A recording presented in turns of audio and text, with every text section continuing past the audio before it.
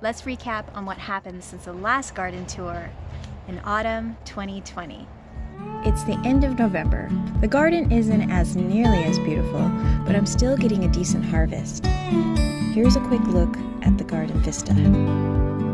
Let's run through some of the changes in the different areas. I moved 4 garden pots from the tomato patch in front of garden bed 1. I actually like the way it looks and don't mind the smaller walkway.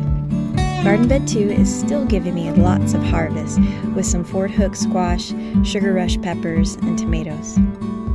These 4 aeration pots were placed in for the wildlife area, but naturally the wildgrass isn't having it. But since this is a wonderful sunny spot, I will likely use it again next year when I run out of space in the garden. Here's some cool weather crops I planted from seed in the greenhouse. Broccoli, cauliflower, and some other fun stuff like some turnips and rutabaga. The greenhouse also really needs some organization.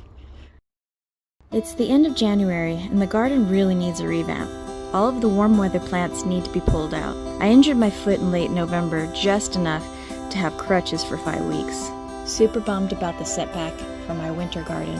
I wasn't able to transplant those little seedlings that I planted in October. The dog also took over the garden as she chased critters. Something's been biting through this. Well, we know the dog's been here. That is a mystery right there. She pounced on anything that moved in the wild grass. I also found her toys all over the garden and asked her to pick them up. It's late February and the garden is starting to show some signs of spring. I planted some mini clover here in early February and I just love the way it looks. My neighbor even told me that it looks like a cottage garden. Yes, please tell me that my garden looks like it's from the Hobbit film. Honestly though, I'm curious to see how the clover rebuilds nitrogen into the soil once it retires.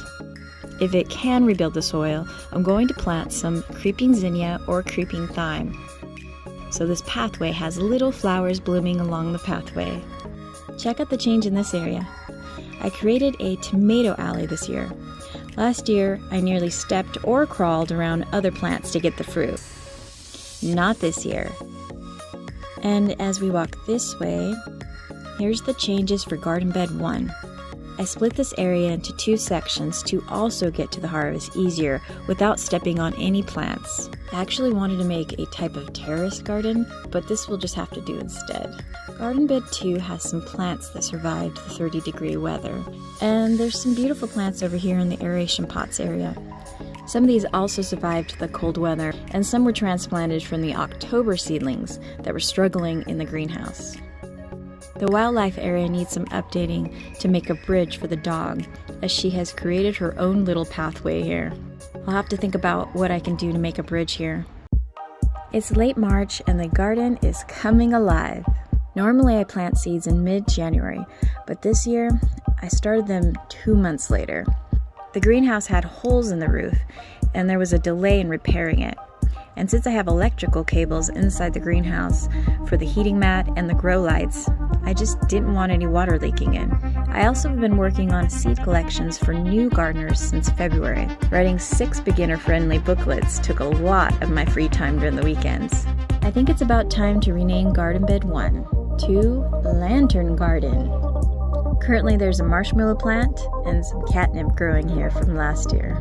Check out garden bed 2. I've added a wooden pathway to easily access the fruit this year. The chamomile is getting larger, and I moved this chard here from the aeration pots. I think it might be time to rename this garden as well. What do you think about deck garden? Let me know if you have better names in the comments. The aeration pots are also doing great, but check out paw crossing for the cat and dog. The cat loves this bridge, and the dog, she uses it to check the tall grass for critters. Well, there's a recap of how the garden is coming along since the last garden tour. Be sure to check back for the April garden tour. Until next time.